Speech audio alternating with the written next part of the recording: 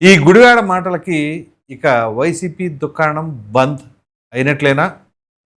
వివరాల్లోకి వెళ్తే మాజీ మంత్రి గుడివాడ అమర్నాథ్ ఈయన తాజాగా చేసిన వ్యాఖ్యలు ఎంత వివాదాస్పదమైనయో ప్రత్యేకంగా చెప్పనక్కర్లా. అయితే దీనికి ముందు ఏం జరిగిందనేది కూడా చెప్పి అసలు ఈ గుడివాడ అమర్నాథ్ మాటలకి వైసీపీకి ఎంత ఎఫెక్ట్ కొడుతుంది అనేది కూడా తెలియజేసే ప్రయత్నం చేస్తాను. ఆ తర్వాత మీ అభిప్రాయం ఏంటి అనేది కామెంట్ సెక్షన్లో తెలియచేయండి. ఇక గుడివాడ అమర్నాథ్ ఈ వ్యక్తి యాక్చువల్గా అంటే తనకి లెగసీ వాళ్ళ తాతలు తండ్రులు అక్కడి నుంచి వచ్చింది రాజకీయ నేపథ్యం. సో పెద్దగా ఎవరికి తెలియదు గుడివాడ అమర్నాథ్ అనగానే ఏ ఒక్కరికి నోటెడ్ కాదు. కానీ మరి ఆయన దరిద్రమో లేకపోతే ఆ పార్టీ శాపమో తెలియదు, కానీ ఆయనకి ఆ ఐటీ శాఖ మంత్రి ఇచ్చారు. అది కూడా పాపం ఆయన స్వర్గీయ గౌతమ్ రెడ్డి గారు పోయేసరికి ఇక తప్పక మరి అది ఆ శాఖ ఈయనకు అప్పచెప్పారండి. అప్పుడు మొదలైంది ఈయన పేరు మామూలుగా కాదు, రాష్ట్ర వ్యాప్తంగా కాదు, తెలుగు వాళ్ళు ఎక్కడెక్కడున్నారో అక్కడ అందరూ కూడా అది వైరల్ చేసుకునేవాళ్ళు, నవ్వుకునేవాళ్ళు, జోకులు వేసుకునేవాళ్ళు విపరీతంగా ఉండేది. ఇంతకీ ఏంటది అంటే ఏందో కోడి పొదిగింది, గుడ్డు అయింది, గుడ్డు పెట్టింది, కోడి పెట్టదు, కోడిని పెట్టదు కదా, గుడ్డుని పెట్టింది కదా, ఆ గుడ్డు పొదగాలి చాలా ఉంటుందని చెప్పేసి అన్నాడు. అప్పుడు అక్కడ నుంచి కోడిగుడ్డు అనే పదం ఆయనకి నామస్మరణం చేసేసినట్టు ఉన్నారు. అది అక్కడ అలా ఉంటే దాని తర్వాత అసెంబ్లీలో ఈయన పరిశ్రమలకు సంబంధించింది ఏంటి అంటే అధ్యక్ష అనుకుంటా మాట్లాడిన మాటలు అదేంటి మామిడి తండ్ర, అప్పడాలు, అల్లం వెల్లుల్లి పేస్టు, ఈ ఇంకేంటో చెప్పాడు, ఒడియాలు ఇట్లాంటివి ఏ చెప్పాడు. అసలు షాక్ అనమాట అసెంబ్లీలో అందరూ. ఇదేంట్రా నాయన, అసలు ఐటీ శాఖ మంత్రి ఏంది, అల్లం వెల్లుల్లి పేస్ట్ ఏంది, అది ఇది అని చెప్పేసి. సరే ఇది అలా ఉంచితే చివరికి ఆయన కోడిగుడ్డు మంత్రి అని చెప్పేసి ప్రజల్లో బాగా నానుడైపోయింది. అది చివరికి ఎన్నికల సమయం వచ్చేసరికి 2024 ఎన్నికలకు ముందు అప్పుడు మామూలుగా తెలుగుదేశం పార్టీ ఆస్పిరెంట్ వంగలపూడి అనిత ఆవిడ ఒక మీటింగ్లో మాట్లాడుతూ ఆ గుడివాడ అమర్నాథ్కి ఒక వార్నింగ్ అనమాట. ఆ గుడ్డుని ఇట్లా పైనుంచి వదిలేసి ఇట్లా పగులుద్ది అని చెప్పేసి ఆయనకి వార్నింగ్ ఇచ్చింది. ఓకే అయిపోయింది. తీరా కట్ చేస్తే దీనికి ముందు ఇంకొకటి ఉంది చెప్తాను. పవన్ కళ్యాణ్ ఉద్దేశించి ఆయన ఏం మాట్లాడాడంటే పవన్ కళ్యాణ్ వచ్చి ఏంతో సెల్ఫీ దిగాడంట. ఇది అసలు మామూలు ట్విస్ట్ కాదు. అసలు ఒక్క దెబ్బకి భూమి తిరగబడిపోయింది నేను మాట్లాడిన మాటలకి. ఏంది మనం ఎక్కడున్నాం ఏంటి షాక్ అయిపోయింది. ఏంది పవన్ కళ్యాణ్ వచ్చి గుడివాడ అమర్నాథ్తో సెల్ఫీ అడిగి దిగాడా? అమ్మో ఇదేంట్రా బాబు అనుకున్నాం. సరే ఓకే, అప్పుడు ఏం చెప్పినా నడుస్తుంది, అధికారం మన చేతిలో ఉంది కదా. తీరా కట్ చేస్తే ఎన్నికలు వచ్చినాయి కదా, ఈ ఎన్నికల్లో ఫలితాలు చూసిన తర్వాత మొత్తం అప్పుడు షాక్ అయ్యారు. ఆ షాక్ ఏంటంటే రాష్ట్రం అంతా ఒక ఎత్తు, గుడివాడ అమర్నాథ్ నుంచి ఉన్న గాజువాక నియోజకవర్గం ఒక ఎత్తు. ఎందుకు? రాష్ట్ర వ్యాప్తంగా ఎక్కడా లేని మెజారిటీ కూటమికి వచ్చింది అక్కడే, హైయెస్ట్ మెజారిటీ. అంటే గుడివాడ అమర్నాథ్ అంత చెత్తగా ఓడిపోయాడు అక్కడ. అది గుడివాడ అమర్నాథ్ ట్రాక్ రికార్డు. ఏం పోగేశాడు ఆయన టెన్యూర్లో అంటే ఏంటది, కోడిగుడ్డు, అల్లం వెల్లుల్లి పేస్టు, అప్పడాలు, మామిడి తండ్ర, బొబ్బట్లు. ఇంతకు బొబ్బట్లు చేయడం మర్చిపోయాను అనమాట. అదేనండి. సో బొబ్బట్లు ఇవన్నీ పోగెత్తి ఏమైందంటే అంత చెత్తగా ఓడిపోయాడు. సో ఇది ఆయన ట్రాక్ రికార్డు. ఆ తదుపరి మన కూటమి ప్రభుత్వం అధికారంలోకి వచ్చిన తర్వాత ఉందామా, వెళదామా, ఎటు వెళ్దాం, లేకపోతే రాజకీయాలకు దూరంగా ఉందామా అని కొంతకాలం సంశయించాడు. తర్వాత ఎటు ఆప్షన్ దొరకలేక ఏం చేయాలో అర్థం కాలేదు. చివరికి తప్పక అదే వైసీపీలో కంటిన్యూ అవుతున్నాడు అని చెప్పేసి కొన్ని వీడియోలు, కథనాలు కూడా వచ్చినాయి. ఈయనొక్కడే కాదు, చాలామంది ఉన్నారు అందులో మాజీ మంత్రులు ఉన్నారు. సరే ఇప్పుడు ఈయన విషయం వరకే మనం కన్ఫైన్ అవుదాం. ఆయన ఆ రకంగా చేసిన తర్వాత ఇక కంటిన్యూ అవుతూ ఉన్నాడు. అప్పుడప్పుడు ఏ కామెంట్స్ చేసుకుంటూ ఉన్నారు. ఇప్పుడు ఈ కామెంట్స్ చివరికి ఎలా మాట్లాడారంటే చిన్నపిల్లాడు అమాయకత్వంగా మాట్లాడాడో తెలీదు, లేకపోతే రాజకీయ అవగాహన లేక మాట్లాడుతున్నాడో తెలీదు, లేకపోతే కావాలనే మాట్లాడుతున్నాడో తెలీదు, లేకపోతే వైసీపీకి పెద్ద గుదిబండగా మారాలనే ఉద్దేశంతో ఉన్నాడో తెలీదు, అంటే చివరికి పొమ్మనాలి అని అనుకుంటున్నాడో ఏమో తెలియదు. కానీ అప్పుడు ఆయన చేసిన కామెంట్స్ వల్ల ఇది ఇలాంటి వాళ్ళు ఉన్నారా వైసీపీ క్యాబినెట్లో అని చెప్పేసి అది పలసన అవటమే కాకుండా అఫ్కోర్స్ మిగతా వాళ్ళు ఎవరి కాంట్రిబ్యూషన్లు వెళ్ళకుండా కొడాలని తన వాక్చాతుర్యం కావచ్చు, తన నోటి బూతులు కావచ్చు, తద్వారా వైసీపీకి ఎంత ఎఫెక్ట్ పడాలో ఆయన పాత్ర ఆయన పోషించాడు, జోగి రమేష్ పాత్ర ఆయన పోషించాడు, పేరునాని పాత్ర ఆయన పోషించాడు. అలాగే గుడివాడ అమర్నాథ్ అంత అగ్రెసివ్ కాదు కాబట్టి ఈయన స్థాయిలో ఈయన ప్రదర్శనలు చేశారు.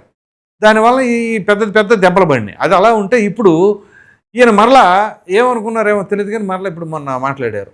ఏది వెన్నుపోటుకు 2 ఏళ్ళు అనే కార్యక్రమం ఏదో పెట్టుకున్నారు కదా! ఆ కార్యక్రమాన్ని ఉద్దేశించి సరే మాట్లాడు. రాజకీయపరమైన విమర్శలు, పాలనలో ఉన్నటువంటి లోటుపాట్లు లేవనెత్తితే ఏ ఒక్కరూ మాట్లాడరు దాని గురించి. కానీ ఈయన హోమ్ మినిస్టర్ ఎవరు? వంగలపూడి అనిత గారు, మహిళ. ఇప్పుడు సాధారణంగా ఏ మహిళకైనా సరే ఏదైనా సరే ఇబ్బంది కలిగినా, హెరాస్ చేసినా, టార్చర్ పెట్టినా, ఈవిటీజింగ్ చేసినా ఏం జరుగుతుంది? ఆ బాధితురాలు పోలీస్ స్టేషన్కి వెళ్ళి లేకపోతే హోమ్ మినిస్టర్ గారికి కూడా ట్యాగ్ చేసి పెడతారు, ఫిర్యాదు చేసుకుంటారమ్మా నాకు ఇట్లా అవమానకరంగా ఉంది లేకపోతే అసభ్యకరంగా మాట్లాడుతున్నారని కంప్లైంట్ చేసుకుంటారు హోమ్ మినిస్టర్ గారికి. అంటే డైరెక్ట్గా ఆవిడకి చేయరు, ఆమె డిపార్ట్మెంట్ పోలీసులకు తెలియజేస్తారు. అటువంటిది ఏకంగా హోమ్ మినిస్టర్ గారినే టార్గెటెడ్గా మాట్లాడాడంటే గుడివాడ అమర్నాథ్ ఉద్దేశం ఏమై ఉంటుంది? మేకప్లట ఏంటది కిలోలు వచ్చిందంట. ఈయన వెళ్ళి కొలిచేయడేమో మరి.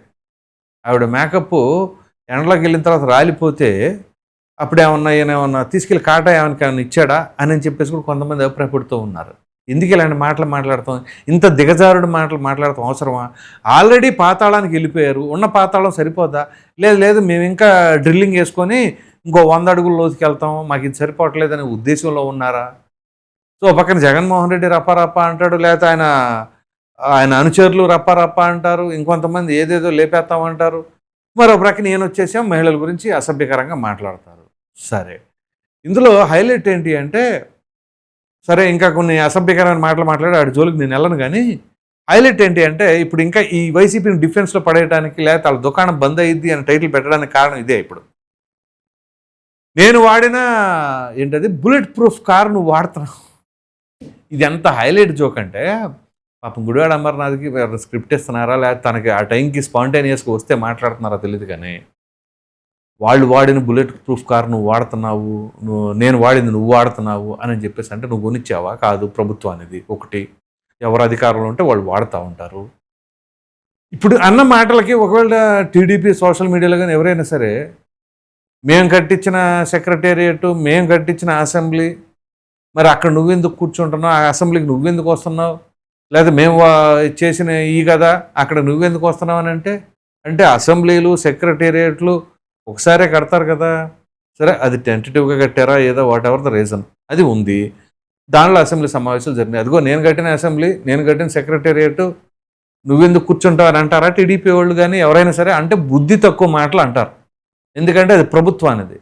అదే విధానంలో ఇప్పుడు బుల్లెట్ ప్రూఫ్ కార్ అయినా నా కారు నువ్వు వాడుతున్నావు అంటే ఇప్పుడు నేను రేపు ఒకవేళ ఏదో ఆ దేవుడు కొంచెం కునుకు అట్లా ఎత్తే ఆ టైంలో ఏదన్నా చేసి అధికారంలోకి వస్తే అప్పుడు కొత్త కార్లు కొనుక్కుంటావా?